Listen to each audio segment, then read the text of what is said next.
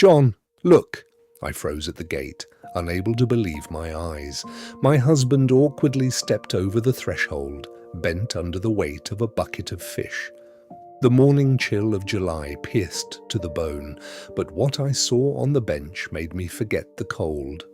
On the old bench by the fence sat a wicker basket, and inside, wrapped in a faded blanket, lay a child. His huge brown eyes looked straight at me, without fear, without curiosity, just looking. In his tiny fist was a crumpled piece of paper that read, "Please help him. I can't. Forgive me." John frowned, scratching the back of his head, suggesting we call the police and notify the local council, but I looked him in the eye and reminded him that we had been waiting for a child for 5 years, and the doctors said we would never have one. I knew the parents wouldn't come back, so we arranged the guardianship and paperwork in 1993, naming the boy Leo. A week later, we noticed something strange when the neighbor's tractor roared right beneath our windows and Leo didn't even flinch. We took him to Dr. Evans in a nearby town, who examined the boy and threw his hands up, stating it was total congenital deafness and an operation wouldn't help. I cried the whole way home, while John gripped the steering wheel until his knuckles turned white. That evening, John poured himself half a glass of liquor, drank it in one gulp, and firmly stated we weren't giving him away. He told me that since I was a teacher, I would have to figure something out. I realized he had eyes, hands, and a heart, meaning he had everything he needed. I started making lesson plans and we eventually mastered fingerspelling and sign language. John learned slower, but he mastered the most important words long ago: son, love, and proud. Leo learned to read and count quickly, but mostly he drew. He drew constantly, first with his finger on fogged-up glass, then with charcoal on a board John made for him, and later with paints. The village kids were cruel and bullied him. One day, he came home with a torn shirt and a scratch on his cheek, silently showing me that Kevin, the village leader's son, had done it.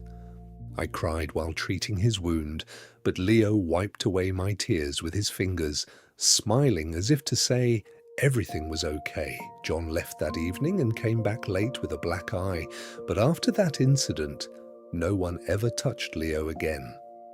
By his teenage years, Leo's art had transformed into an unusual style, depicting a deep, breathtaking world without sounds. When he turned 17, now tall and thin with long fingers, I insisted we take his work to the local art fair. His paintings hung in the farthest corner, ignored by the crowds, until an older woman with a sharp gaze stopped in front of them. She introduced herself as Victoria Sterling from a major gallery in the capital.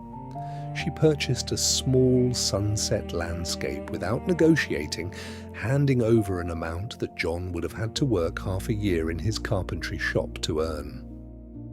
By autumn, a letter arrived from the capital praising the rare sincerity and depth without words in his work.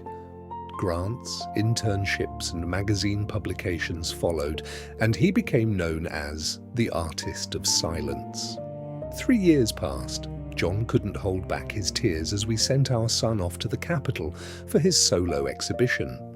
But one sunny day, Leo returned with an armful of wildflowers, took us by the hands and led us across the village to a distant field.